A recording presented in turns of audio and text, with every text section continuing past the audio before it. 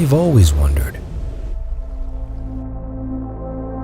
what's the most remote inhabited island in the world? Do people actually live there? And what is their life like?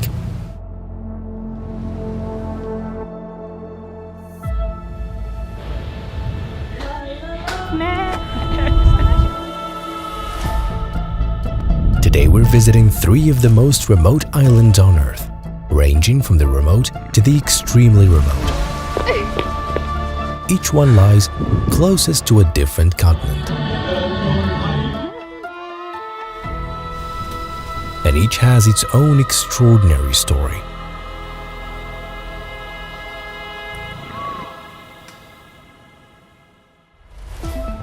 We'll start with the least isolated of the 3, the Faroe Islands. Faroe Island. The land of the Vikings. This is the Faroe Islands. A place with more sheep than people. Tunnels carved beneath the ocean at the very edge of Europe. You can feel the isolation here, yet the world still doesn't seem too far away. But this is not a normal island. Next, we're traveling to Socotra in Yemen, an island that hardly feels like Earth at all, as if its landscape belongs to another planet entirely. It's home to some of the rarest plants on Earth, including the iconic dragon's blood tree, a symbol of biological isolation, an isolation imposed by geography and politics, not only by sea.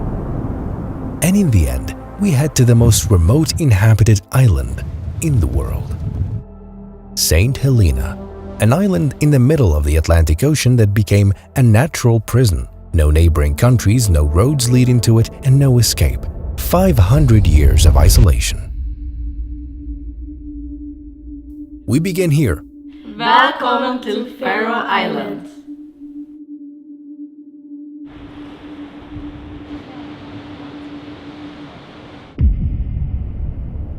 In the heart of the North Atlantic, between Iceland and Norway, lie the Faroe Islands, a small archipelago of 18 islands cut off from the wider world, home to just about 50,000 people. Across the islands, you'll find tiny villages like this one. How many people do you think live here? Just 18, more than 70 meters beneath the ocean's surface. They built the world's first undersea roundabout. There are 25 tunnels in total, 4 under the sea, and the rest carved through mountains. The first tunnel was built in the 1960s, and the longest stretches nearly 11 kilometers.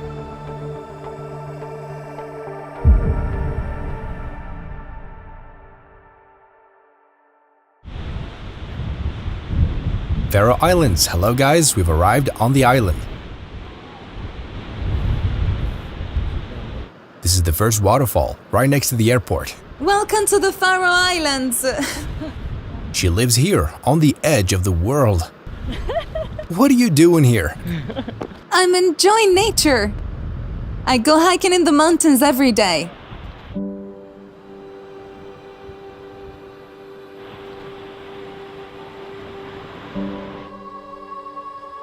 This is the town. Even though the Faroe Islands are small, relatively unknown and somewhat isolated in the Atlantic, they've achieved things many larger countries haven't. They built the world's first undersea roundabout inside a tunnel. We're under the water. We're going out to see the roundabout. Underwater. In the middle of the ocean, look. It splits right and left. Imagine that for only 50,000 people living on these islands, they built this large number of tunnels. We're beneath the ocean. This shows the value of citizens here compared to the other countries in the world. These are not just road networks. They are engineering landmarks within nature, from isolated islands to one of the most developed road networks in Europe.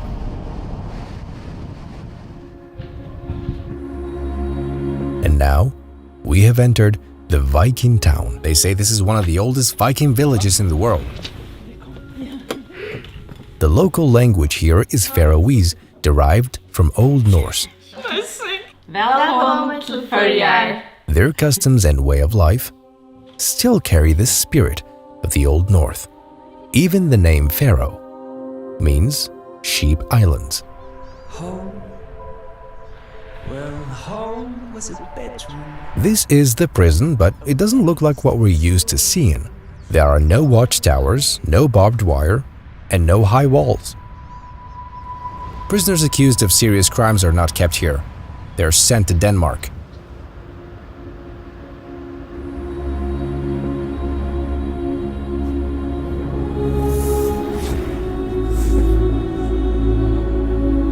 This is the largest lake in the Faroe Islands. Look at this place. A lake above the ocean. How amazing! And now we'll see how the island's residents live. Here's how local lives in this Faroe Island. This is my place. This is a small village called Sandavagur.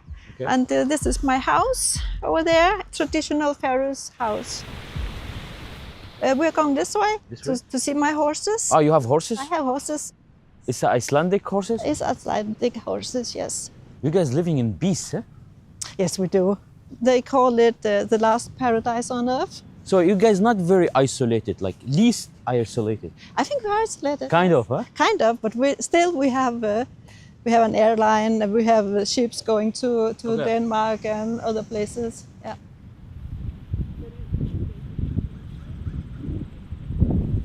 They came to you to know you? They know me. They know my voice. Oh, okay. And they come right away. Her name is Kleshpa, Kleshpa? and the other one is called Saria. Wow, so beautiful. Can I touch her? Ja, go first. No. That one is very sensitive, and this one she's very. Ooh. Love you, love you.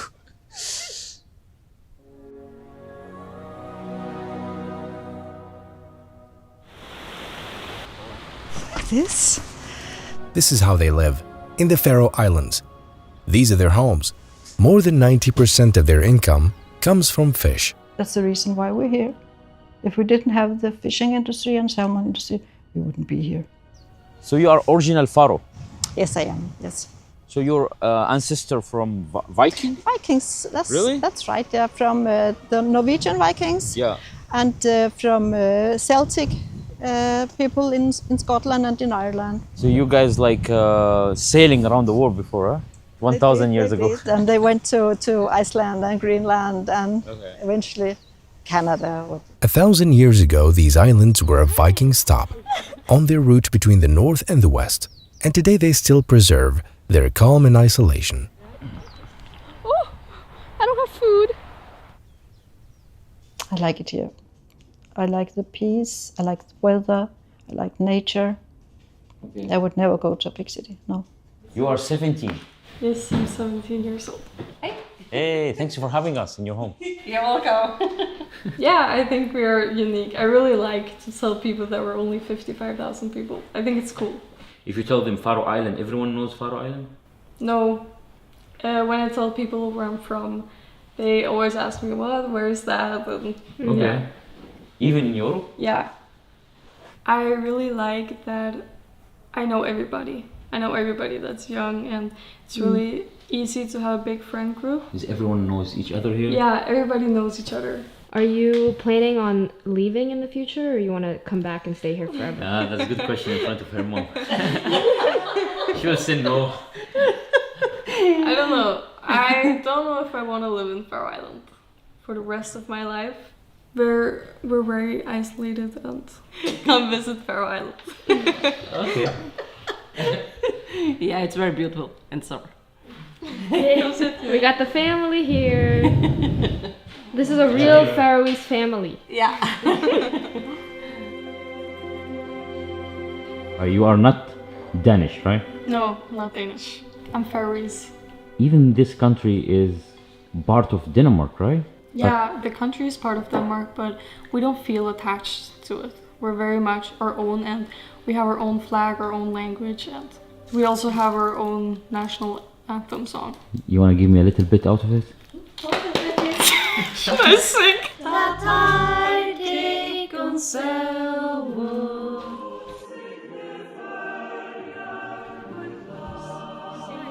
This is the traditional clothing here in the Faroe Islands.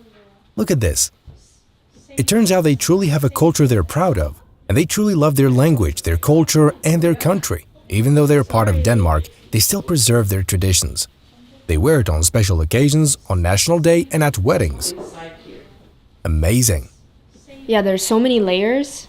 Make sure to keep you warm, even in a dress. Okay. Because it's always cold here. Yeah. You'll find the girl for me.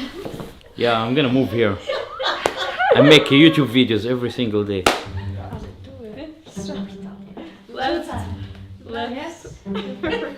This is a traditional dance they're showing us. 2 steps left, 1 step right, and we can do this at weddings in these outfits.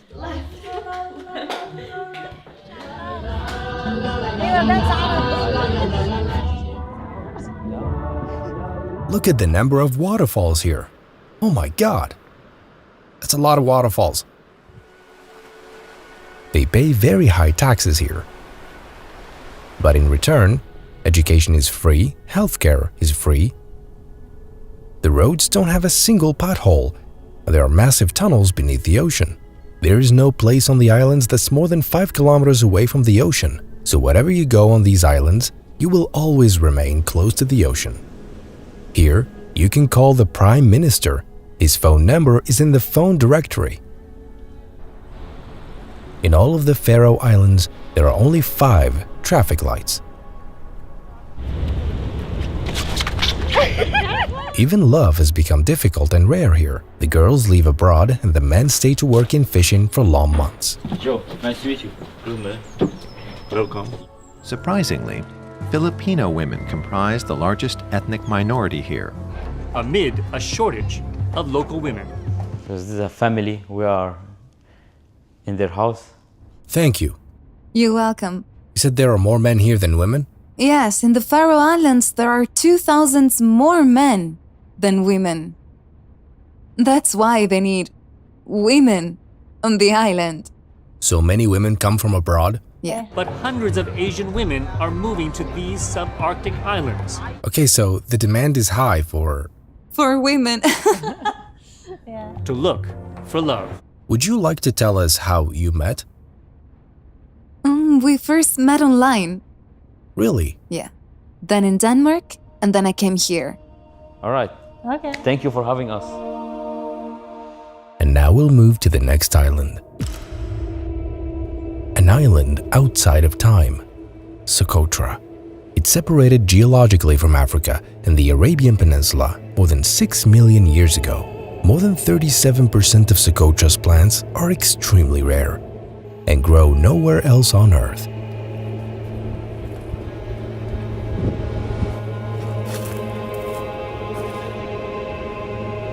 We've arrived at island number 2, Socotra Island.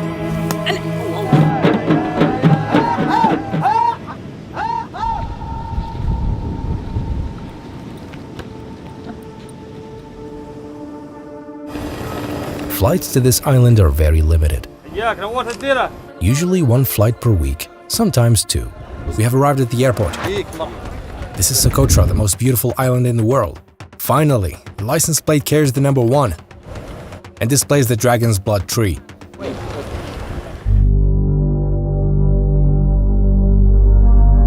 Here is the eastern side of the island. We'll sleep here tonight by the sea. We will camp every day in a different place. On this extraordinary island, from the Faroe Islands to Socotra, this island belongs to an Arab country.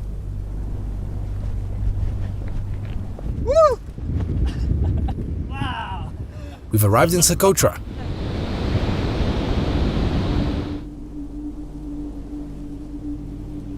We will spend 5 days on this island. Every day, we will sleep in a different part of it. We will camp on the beach because services here are very limited. And isolation is part of life here.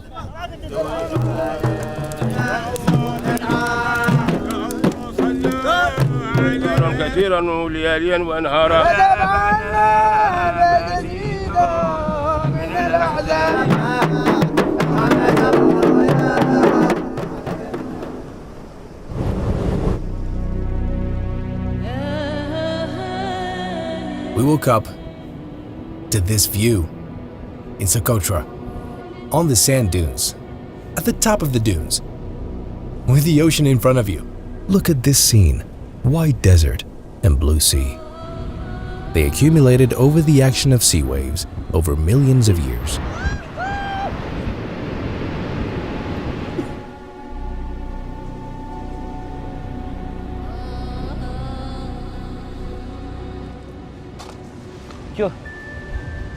People sleep here because the capital that you saw has only 5 hotels.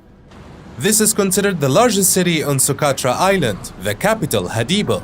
Great to have you here. This is the capital of Socotra. This island is extraordinary and has wonders and oddities and many rare things. So rare that even the locals don't realize how unique it is. If they did, they wouldn't allow tourists to come to it. Our hotel overlooks the sea. This area used to be called the Arabian Bermuda Triangle.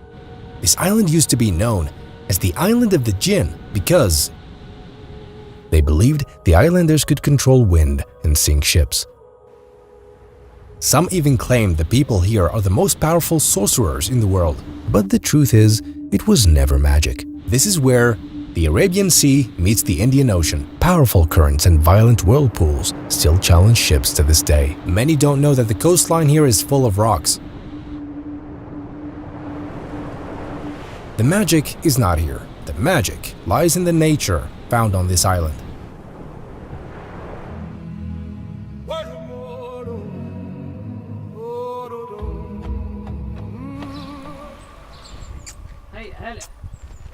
Miss Mona? Yes, Miss Mona. How are you? I'm well. You said she speaks several languages? Yes, she speaks Arabic and Socotri. Is this your farm? Yes, this is my farm here in Socotra. Because many of the island's plants are endangered, Miss Mona began cultivating them on her farm. The people here speak Socotri, an ancient Semitic language, independent from Arabic. It isn't written, only spoken. Welcome, Mr. Joe. This is all traditional Socotri food, a proper Socotri feast. All fresh. All fresh. This is the traditional way dates are preserved in Socotra. They preserve them like this. Like a watermelon. Dates preserved inside a sheep's skin. Yes. Preserved like this.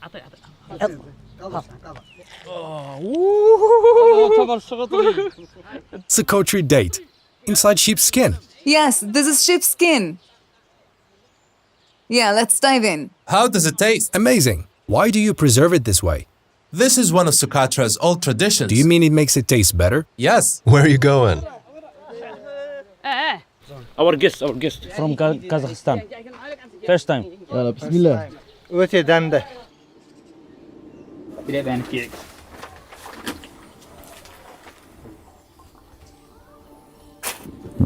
This house is more than 200 years old. Hello. Hello. This is the homeowner. He hosted us. You're welcome. God bless you. Now it is time to see the rarest plants in the world. There it is. Do you see it over there? It is in bloom. I gotta hug it. Scientists have been long fascinated by this island. It's called the desert rose and also the bottle tree. This tree exists only in Socotra. It is native to Socotra. Do you see this trunk? It's called the bottle because it stores water inside this large trunk. There's water inside.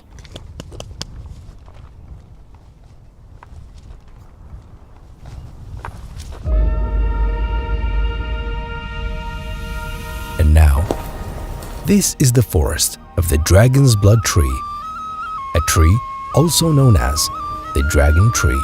This blood comes out of the tree. This is the only place in the world where this tree grows, the Dragon's Blood Tree, the strangest and rarest in the world. We've come to Mr. Suleiman. He has a nursery. Here. He lives in the forest itself. Welcome. God bless you. Great to have you here. Socotri language. God bless you. You are preserving the Dragon's Blood Tree. So it's endangered, but you are protecting it. Yeah, it's endangered, and I'll protect it.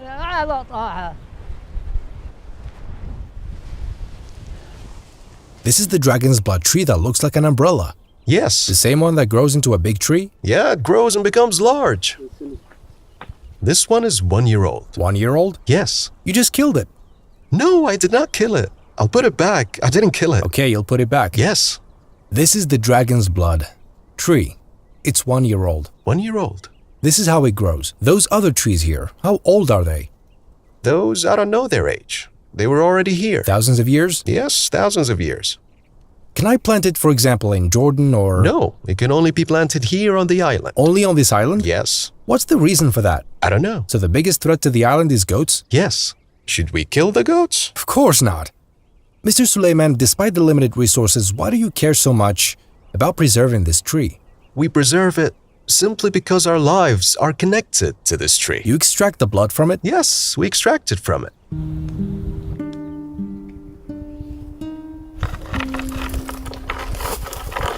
Look at the blood. It releases blood. It looks like an umbrella, doesn't it? Yes, like an umbrella. Protects from the sun. Yeah.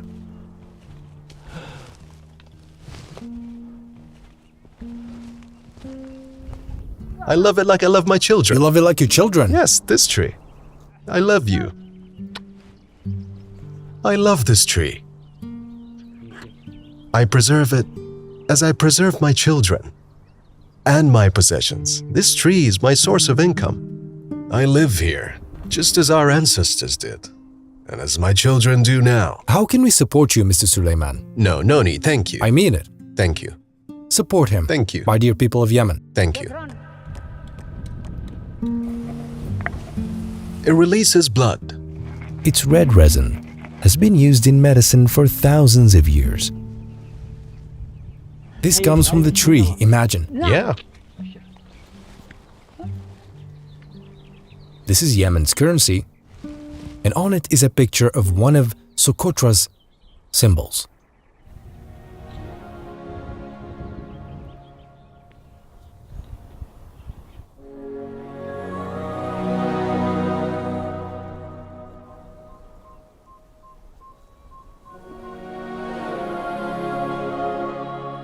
This is Yemen.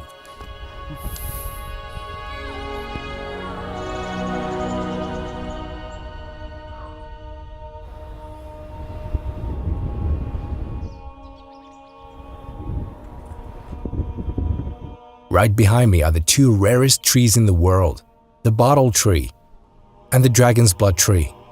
After we leave Socotra, we will not see this tree again, even if we travel the entire world. We would have to return here to see it. The population of Socotra is about 60,000 people, living in isolation amid nature, unlike anywhere else on Earth. But now they have Starlink and internet is available everywhere.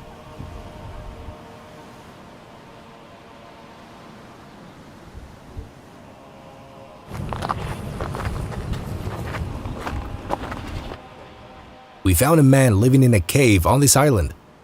Hello? Hello! How are you? I'm fine. Joe Hatab? He's the most famous person on this island. How long have you lived in this cave?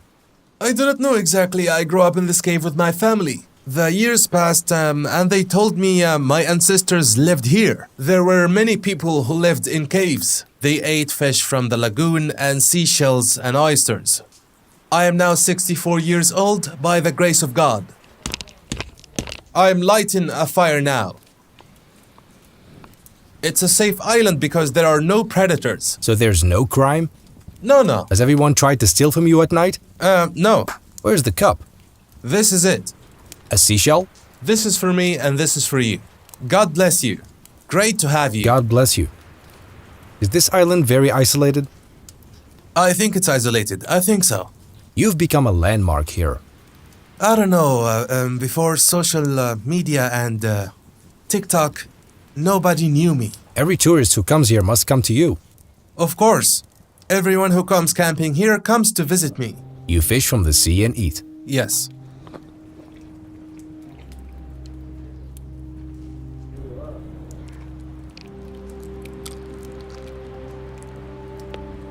A necklace of honor.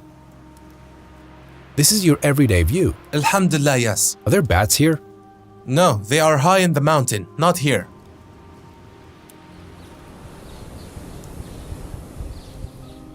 Socotra is not just a tourist destination. It's a time capsule that shows you how Earth might have been without human interference.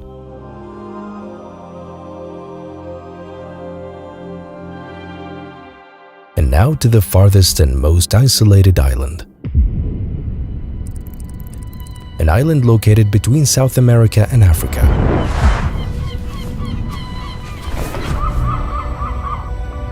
In the far South Atlantic Ocean. It used to be a stop for British ships. Goods passed through it between India and Britain before the opening of the Suez Canal. And when its role ended, it turned into a natural prison. After more than 5 centuries of isolation, flights to the island opened in 2017. Its isolation was broken by just 1 flight per week. But to this day, flights only arrive from one destination: South Africa.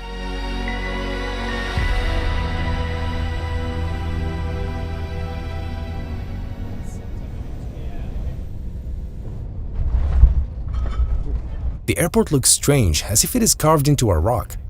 Welcome to St. Helena Island. We arrive here, you feel like we arrived to the moon, right? Many of the airport employees have other jobs, and they all gather here only on the day the plane arrives. This is the airport behind me, this is the runway. And now a plane is about to take off. The feeling of having an airport in St. Helena has been amazing. It's been a long time coming. And basically they had to create enough flat land to be able to have the runway. In 2017, the first plane struggled to land, and the airport subsequently shut down for 2 full years due to high winds.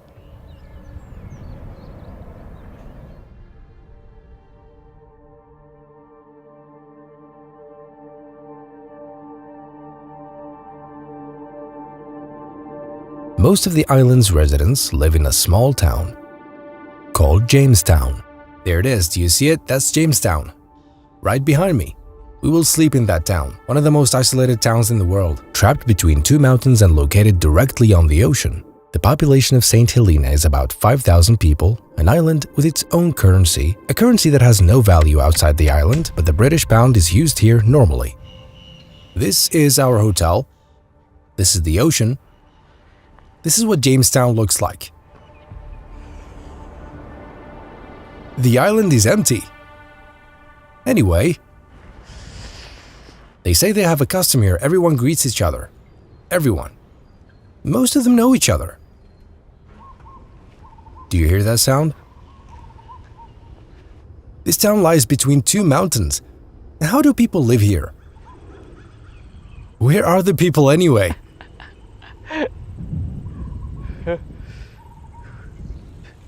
Silence. Isolation. Imagine that this island was a prison. They used it as a prison to exile people to it. In that direction is South America, in the other direction is Africa, and we're in the middle. My goodness, what isolation. There's another island here that is even more isolated. St. Helena is a British overseas territory, administered by a governor appointed by Britain. The same administration includes another island even farther away and more isolated than St. Helena. It takes 15 days by ship to reach it, so just let me know if you want me to go there.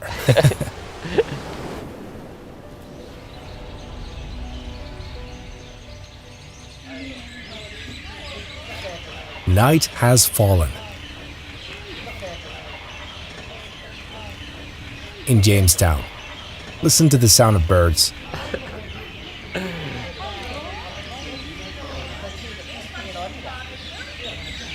They say they have one of the rarest and most expensive coffee beans in the world. It has been grown the same way for more than 300 years and is exported to Britain.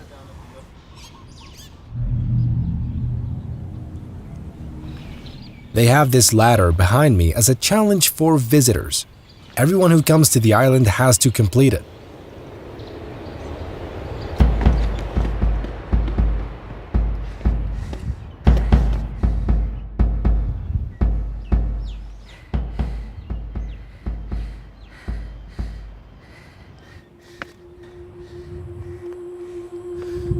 getting closer. Let's go.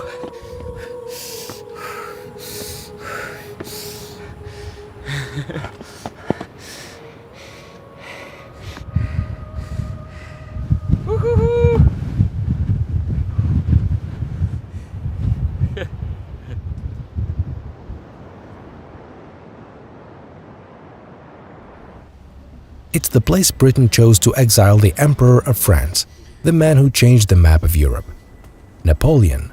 He stayed in that room.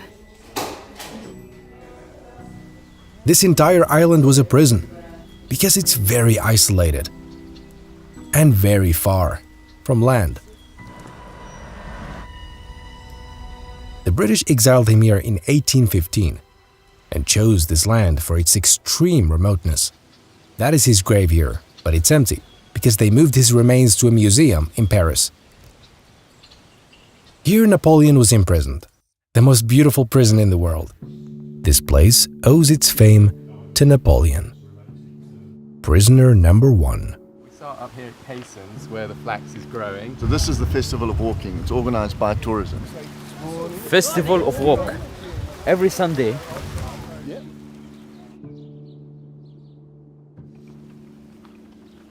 So you like the remoteness? Yeah, I like the remoteness. I like the quietness. Then I asked her about her roots. One of my ancestors might be from Indonesia, but I have a mix of Britain, Indian, African. I'm a mix of everything, yeah. They have a championship here, but it's not football. They play cricket on this island.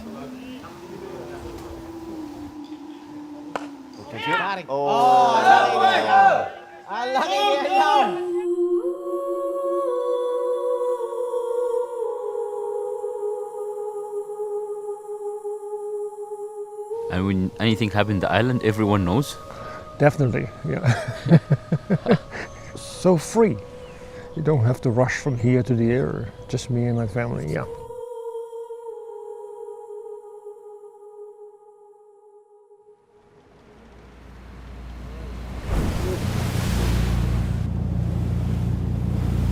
This is a flag. This is the flag of St. Helena. South America is here, and behind us is Africa. Africa, yeah, Africa is on their side. This is life in St. Helena. In the middle of the ocean. We just got it! Maybe the world sometimes needs to breathe away from the noise. Isolation can sometimes be a comfort, but it's not always the solution. Goodbye, St. Helena.